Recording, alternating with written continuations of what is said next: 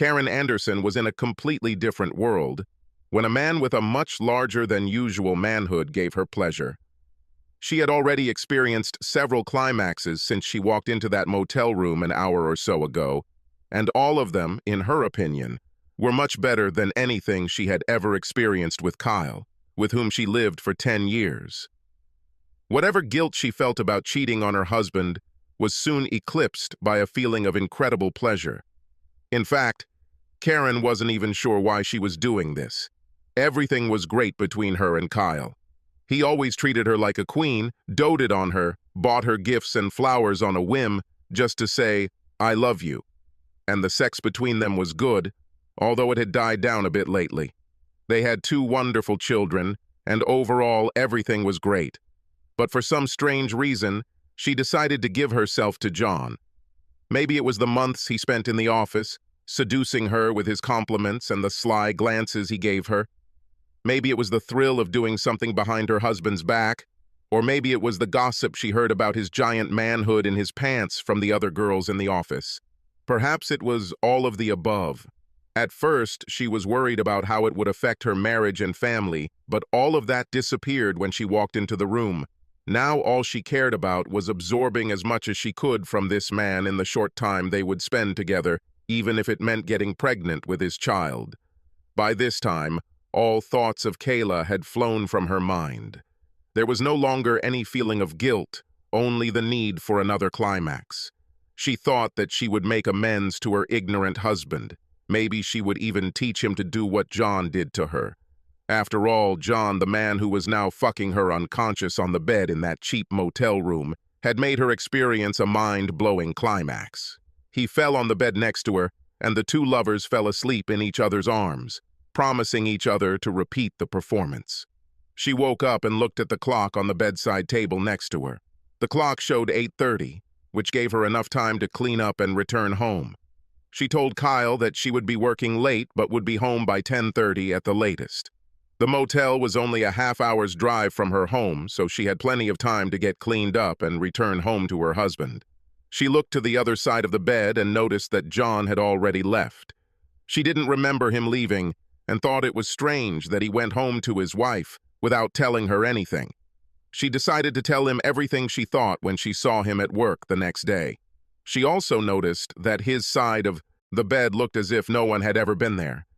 Strange, she thought, but decided that he was probably as neat as he was talented. She went into the bathroom, examined herself, and noticed that, other than a slight swelling between her legs, John had left no noticeable marks on her. That was a good thing, she thought, since she didn't want to have to explain any strange bruises or marks on her body. She took a very long shower, using 2 douches to clean herself up as much as possible. She didn't want to risk delivering John's bodily fluids to Kyle's house, at least not yet. After carefully examining herself, she put her work clothes back on and prepared to leave, taking another quick look around the room to make sure she hadn't forgotten anything. Karen threw down her room key, then looked around to make sure no one she knew could see her. The only person she noticed was a rather strange-looking man in an old-fashioned gray business suit standing on the corner and looking at her. He seemed somehow familiar to her, but she could not remember him. He held a cigarette in one hand and kept the other in his pocket. However, what struck her was the lack of any natural color. He looked like a character straight out of an old black-and-white TV show from the 1960s. She returned to her car, got into it, and noticed that the interior was covered in dust and smelled musty, as if the car had been sitting idle for a long time. It's strange. Just a few hours ago, everything was different, she thought. She rolled down the window to ventilate it and tried to start the car. At first it wouldn't start, but after she pressed the gas pedal a few times, it came to life and black smoke came out of the exhaust pipe. She pressed the gas pedal a few times to make sure the car would start, making a mental note to ask her husband to take a look at it in the morning. She headed home, wondering if Kyle would notice any changes in her. Let's hope he doesn't even notice. She returned home a few minutes before 10 and saw 2 strange cars in her driveway. This is strange, she thought. Kylie didn't say anything about having company. The house also seemed a little different to her. All the curtains were wrong and the landscaping had been completely changed. Of course, Kylie couldn't do all this in one day, and certainly not without consulting her first, she thought. She double-checked the address to make sure she was at the right house, then parked on the street. Kyle had some explaining to do, she told herself. She got out of the car and went into the house, noticing that everything was wrong. There was strange furniture in the living room. All her photos and precious trinkets were gone, replaced, and to make matters worse, there was an older black couple sitting on the couch looking at her strangely. "Who are you people, and why are you in my house?" asked Karen. The man stood up and looked at Karen strangely. "I'm Al Jorgensen," he said, "and this is my wife Amanda," he added, pointing to the attractive woman sitting next to him. "Who could you be, miss? And why are you in our house?" "My name is Karen Anderson, and I have lived in this house with my husband Kyle for the last 8 years, she said. "I don't understand. What's happening?" "Miss, I think you might want to leave now," Al said. "We bought this house from Mr. Anderson a year ago after his divorce became final." "Divorce?" Karen asked in shock. "What kind of divorce? I was just here this morning with my husband before leaving for work." Al began to approach Karen. "Miss, I really think you should leave before I have to call the police." "Yes, please call the police," Karen said. "Something is going on here, and I intend to get to the bottom of it. This must be one of Kyle's pranks." Al picked up his phone and dialed 911. After speaking to the dispatcher, he hung up and spoke to Karen. "The police will be here in a few minutes," he said. "You can sit down if you want to wait for them here," he added, motioning for her to sit in the deep chair next to the sofa. Karen sat down, wondering what she should do next. She pulled out her smartphone and suddenly realized that it was dead. This was also strange since she always kept it charged so that Kyle or her children could contact her at any time. "Sorry to bother you, but can I please use your phone to call my husband?" asked Karen. "Of course, no problem," Al said, handing her his phone. Karen dialed Kyle's number from memory, but received a message saying the number was no longer in use. Distraught, she tried to dial her parents' number, but received the same answer. She also tried to call Kyle's parents, but received a quick, busy signal. Dejected and with no choice, she returned the phone to Al. "Are you saying that you bought this house a year ago from my husband?" she asked Al. He nodded. "Yes, we did it," he said. "He sold it to us at a very good price and said it was because of a divorce." "Did he say anything about why he was getting a divorce?" she asked. Amanda spoke. "He mentioned something about a cheating slut for a wife," she said, looking at Karen suspiciously. Karen was shocked. How could he have found out about this so soon after her first date with John? Poor guy. I could tell he was heartbroken. And these poor children. I felt so sorry for them. By this time, Karen was already in tears. Her life and marriage had crashed and burned without her even knowing it. Shortly after, a police car with lights flashing pulled up to the house. 2 policemen appeared at the door. Al spoke to them first, and then invited them inside. Karen stood up as they walked inside. "Please show us some identification, miss," one of the officers said. Karen opened her purse and took out her driver's license. The officer looked at them, then turned to Karen. "Is this some kind of joke, ma'am?" he asked. "This license is empty." "What?" Karen asked, looking at the driver's license. The laminated card the officer was holding was completely blank. There wasn't even a photograph under the lamination. "Do you have any other identification?" asked the officer. "I have something in my purse," Karen said. But when Karen opened her purse, she discovered that all her other cards were completely blank. "I don't understand," she said. "There should be credit cards, an ATM card, my social security card, but they are all empty." "Can you at least tell us your name?" asked another officer. "Maybe there is something in the system." "Of course," said Karen. "My name is Karen Anderson, and I live on W. Highland Park Road with my husband Kyle. I work as a paralegal at the Jenkins law firm downtown. Surely someone there can vouch for me." The officers scowled at each other before turning their attention back to Karen. "Did you say Karen Anderson, ma'am?" asked the second officer. "Yes, I said Karen Anderson. It's spelled Karen," she said. "Sorry, ma'am, you'll have to come with us to the station so we can confirm your identity," the first officer said. "We apologize for intruding on your evening, guys," he said to Al and Amanda. The officers walked Karen to the police car and placed her in the back seat. After locking her inside, one of the police officers walked up to Karen's car and rummaged through her glove compartment, pulling out some documents. They drove in silence to the police station, where Karen was fingerprinted and taken to what appeared to be an interrogation room. Half an hour later, the door opened and a plainclothes detective entered the room with a folder in his hands. He sat down opposite Karen and placed the folder in front of him. He went through all the preliminary procedures, informing her of her rights and assuring her that she was not suspected of any crime. "All I want to do is confirm your identity, okay?" he asked. Karen nodded. "You said your name was Karen Anderson, right?" he asked. "Yes," she said. "And you told our officers that you live at 1501 W Highland Park Road with your husband, Kyle," he added. "That's true," she said. "You also said that you work at the Jenkins law firm as a paralegal, correct?" he asked. "Yes, that's true," said Karen. "We have a little problem here, Mrs. Anderson," the detective said. "Let's start with the fact that your fingerprints don't exist. I don't mean they're not in the system, I mean you don't have fingerprints. It looks like they weren't even removed with acid. They simply don't exist.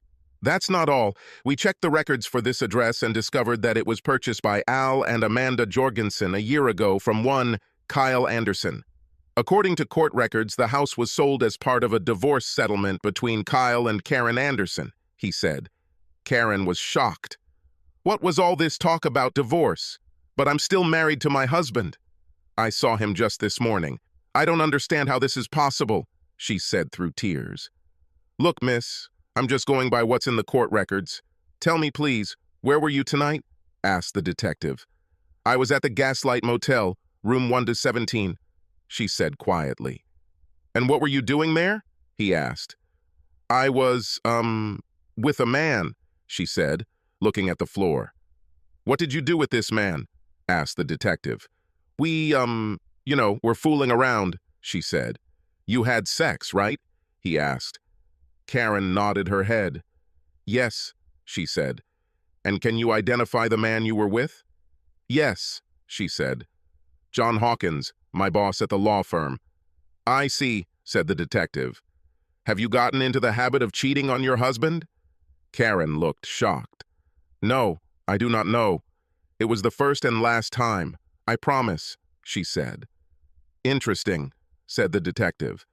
"The file we have on you includes a very detailed report from a local private investigator hired by your ex-husband. According to the private investigator's report, you were seen with Mr. Hawkins numerous times at the same motel over several months. Would you like to reconsider your application?" Karen shook her head. "No, this is wrong," she said. "I went there with him only once, today." The detective sighed and leaned back in his chair, looking at Karen. "Miss, it so happens that I know the senior partners of Jenkins. I called this evening and was told that one Karen Anderson and her supervisor, one John Hawkins, were fired almost a year ago for violating the company's anti-adultery policy," he said. "But that is not all." He pulled a photograph out of the folder and placed it on the table in front of her. The photo showed a woman lying on a hotel bed, her eyes open and her face gray. The woman looked exactly like Karen and, to make matters worse, she was wearing the exact same outfit as Karen. Her eyes widened, and she raised her hand to her mouth in shock. "This photograph was taken about 3 months ago, miss," the detective said. "According to responding officers, Karen Anderson, of 1501 W Highland Park Road, was found dead in room 117 of the Gaslight Motel 3 months ago. An autopsy revealed that Mrs. Anderson died from an overdose of sleeping pills, apparently taken with large quantities of alcohol. So, miss, can you please explain to me how it is that a woman who looks and dresses exactly like the woman found dead in a motel room 3 months ago is now walking around my property?" he asked. "And how did it happen that you just ended up in the same room in which this woman died?" Karen shook her head in shock. "No, this can't be," she exclaimed. "I'm not dead. I'm right here. I do not know what's going on. Please help me. At least tell me where my family is, please. I can't contact anyone." "Well, miss, I don't know where Mr. Anderson is now, but I understand he moved out of town after his divorce. I know for a fact that his former in-laws died shortly after Mrs. Anderson's body was found." "Oh my God, no, please. Please tell me my parents are still alive," she begged through tears. "I'm sorry. If you really are Mrs. Anderson's ex, and I'm not ready to admit it, then I can't honestly tell you about it," he said, sending Karen into hysterics. "Miss, I think you need professional help. I'm going to call the county behavioral center and have you moved to their facility until we get this all figured out," he said, pulling out his phone. Karen shook her head. "No, please don't do this. I do not know what's going on. You have to believe me. Just let me talk to my husband." "I can't do this, ma'am. I don't even know who you really are. You look like the late Mrs. Anderson. You dress like her. You seem to know some intimate details of Mrs. Anderson's life. You even drove Mrs. Anderson's car, although I'm not sure how you managed to start it after sitting there for so long. By the way, the registration plates on this car expired a while ago, so we will impound it until you can prove ownership and update the registration. Right now, I think you need to discuss this with a mental health professional." "Please stay here," he said as he walked out the door. Karen laid her head on the table, sobbing. This shouldn't have happened, she thought. Of course her husband will come and save her. The door opened and two large men in strange clothes entered the room. As they began to put it on her, Karen realized she was being put in a straitjacket and began to struggle. "No, no, please don't do this to me," she said. "No, no, oh, no!" she screamed again and again, but the men continued to put clothes on her until she could no longer move her arms. "No!" she screamed as one of the men injected something into her neck. In a few seconds, her world plunged into darkness. Thursday, May 12th, 2016, 11:30 a.m. "Wake up, dear," said a male voice. "Wake up. Are you okay? Karen, wake up." Karen slowly opened her eyes and saw her husband's face. "Karen, you had a nightmare, but it's over. Wake up, darling," he said. As Karen's mind slowly shook off the dream, she realized she was in her bed with her husband, Kyle. She instantly threw her arms around his neck and covered his face with kisses. "Oh my God, Kyle, is that really you?" she asked. "Of course, silly. Who else could be in our bed?" he asked. "Hold me, Kyle, please," she cried. "I missed you so much." Kyle hugged his crying wife as tightly as he could. He loved hugging this beautiful woman. But, he thought, what the hell is she talking about? "I'm right here," he said. "I'm not going anywhere." "You better not go anywhere," she said. Having calmed down a little, Karen looked at her husband. "Kyle," she said, "I have something to confess, and I'm afraid you might get really angry with me." He looked at her with concern. "Kyle, I almost made a terrible mistake," she said. "Almost?" he asked. "Kyle, please don't hate me, but I have to tell you this. You know, we promised to never keep any secrets from each other, no matter how bad they were." "Yes, dear, I know. You can talk to me about anything. You know that, right?" he asked. Karen nodded. "Yes, I know, but it's really bad. Have you met my boss, John Hawkins?" Kyle knew him well. They met at a law firm's Christmas party, and Kyle could tell he was a classy asshole who considered himself God's gift to the female sex. Essentially, a legend in his own imagination. He could also tell that John was trying to stick his hooks and his private parts into Karen. "Yes, I remember him well," said Kyle. "He's been trying to get me to stay after work for a long time, except he doesn't want to work, if you know what I mean," she said. "You mean he wants to get under your skirt," Kyle said. "I can understand that. You are a beautiful, sexy woman. What man in his right mind wouldn't want to have sex with you? If we weren't married, I'd be flirting with you myself. What I don't like is the fact that he knows you're married." "Yeah, well, he wanted me to meet him at a motel for sex," she said, looking down. "Oh, really?" Kyle said, his mood darkening. "And you agreed?" "No, not really," she said. But in fact, I didn't disagree with it either. I just kind of blew him off. But he expects me to meet him tomorrow. I can't do it, but I'm afraid it will affect my work if I don't do it. Well, I can assure you that it will affect our marriage if you do this, and yes, it could also affect your job, Kyle said. You know that I will not tolerate infidelity, and your company has strict rules prohibiting adultery. You could both be fired, and yes, I would file for divorce. I know, she said. I haven't done anything with him yet, but I'm afraid. I know he's been with a lot of other girls in the office, and they all say he's a nice guy who uses weed to get his way. You believe me, don't you? Of course I believe you, Kyle said. You forget that we have been married for 10 years, and before that we knew each other for 5 years. You've never been able to keep anything a secret from me, and the guilt will eat you alive.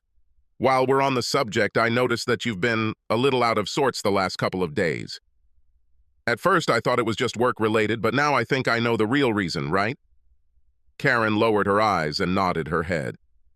Yes, she said quietly. I've been thinking a lot about this for the last 2 days. I don't want to lose my job, but I couldn't live without you, and I couldn't live with myself if I hurt you and the kids like that. What should I do? You're kidding, right? Asked Kyle. You are a smart, educated woman, Karen. Do you really have to ask, or do you want me to spell it out for you? You don't have to do this, Kyle. I guess I just needed some validation. I know what I'll do first, she said, getting out of bed. She went to her closet and pulled out a dress that she intended to wear the next day. It was a beautiful dress with slight cleavage and falling a few inches above the knees. It wasn't overtly sexy, but it still showed off her curves well. She pulled it out of the closet and threw it in the trash. I never want to see that dress again, she said. Kyle looked surprised. It was quite an expensive dress, he said. Are you sure you want to do this? Karen sat down on the bed. Yes, she said. And tomorrow I'll tell John, not just no, but damn no. Then I'm going to ask for a transfer to another department. Maybe my salary will be cut, but I don't care. If they don't give it to me, I'll quit. Our marriage is more important to me, and I will do everything to keep us together. Can you ever forgive me? Of course I can, Kyle said. I'm a little mad that you didn't tell that bastard no right away, but at least now you're doing the right thing. Karen hugged her husband as if her life depended on it. I can't believe I was so stupid, Kyle. Please hug me and tell me you love me, she said. Kyle hugged her back and kissed her forehead. Of course I love you, Karen, and always have, he said. But I think we need to have a serious talk about this after you settle down, maybe even get some counseling. I can't believe you were so trusting that you fell in love with him like that. I understand, Karen said. I promise that this will never happen again. She looked at the TV on the wall opposite their bed and saw him, the man she had seen on the street corner, in her nightmare. Kyle, who is that man on TV? She asked. This is Rod Serling, honey. They're having a Twilight Zone marathon. Why did you ask? I saw him before, but I didn't know who he was, she said. How is this possible? He died back in 1975, Kyle said. He was in my nightmare. He didn't actually do anything. He just stood there and watched. It was black and white, just like on TV, and it was just, I don't know, weird, she said. Interesting, said Kyle. Someday you will have to tell me about this dream. Kyle got out of bed and headed towards the door. I'll go downstairs and get myself something to drink.